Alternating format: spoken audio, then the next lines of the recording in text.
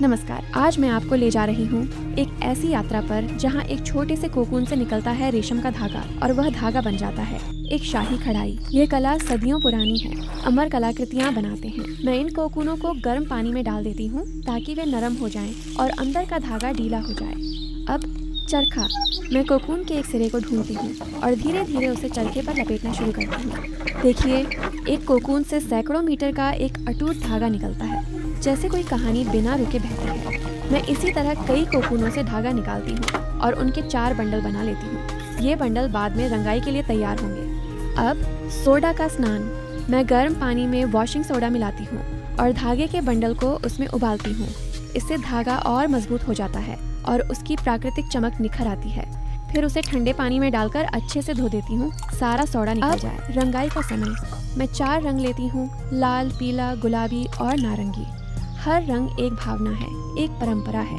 धागे के चारों बंडलों को अलग अलग रंगों में डाल देती हूँ और 24 घंटे के लिए छोड़ देती हूँ। समय बीतने के बाद मैं उन्हें निकालती हूँ, साफ पानी में धोती हूँ और फिर टांग कर सुखा देती हूँ। अब ये धागे रंग बिरंगे, चमकदार और कढ़ाई के लिए तैयार हैं। अब बारी है स्केचिंग की। मैं एक सफ़ेद पेपर पर हाथ से एक घोड़े का चित्र बनाती हूँ।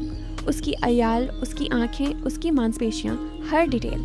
फिर लेती हूँ एक काला रेशमी कपड़ा, इतना पतला कि हवा में लहराए। इस कपड़े को मैं एक लकड़ी के फ्रेम पर बहुत कसकर तानती हूँ, रस्सी से बांधकर, खींचकर, ताकि कढ़ाई करते समय कपड़ा लूज न हो। अब ट्रेसिंग। मैं एक बारीक चाक उठाती हूँ और पेपर वाले स्केच को देखते हुए उसे काले कपड़े पर बिल्कुल वैसा ही बना देती हूँ। हर रेखा, हर वक्र, हर छोटा विवरण सब कपड़े पर उतर आता है।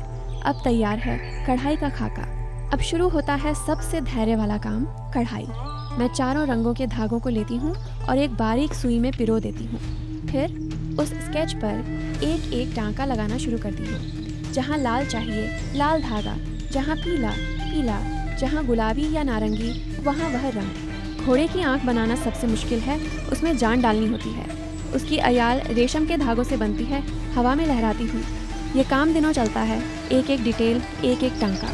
जल्दबाजी नहीं चलती। दिनों की मेहनत के बाद कढ़ाई तैयार है। घोड़ा अब जीवंत हो चुका है, उसकी आंखों में चमक है, उसकी अयाल में हवा है।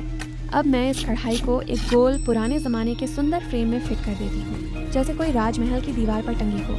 यह फ्रेम इसे रॉयल और हिस्टोरिकल लुक देता है, एक ऐसी कलाकृति जो कभी पुरानी नहीं पड़ती। और देखिए, यह है वह कला जो एक कोकून से शुरू हुई और बन गई एक अमर विरासत। अगर आपको यह सफ़र पसंद आया तो लाइक करें, चैनल सब्सक्राइब करें।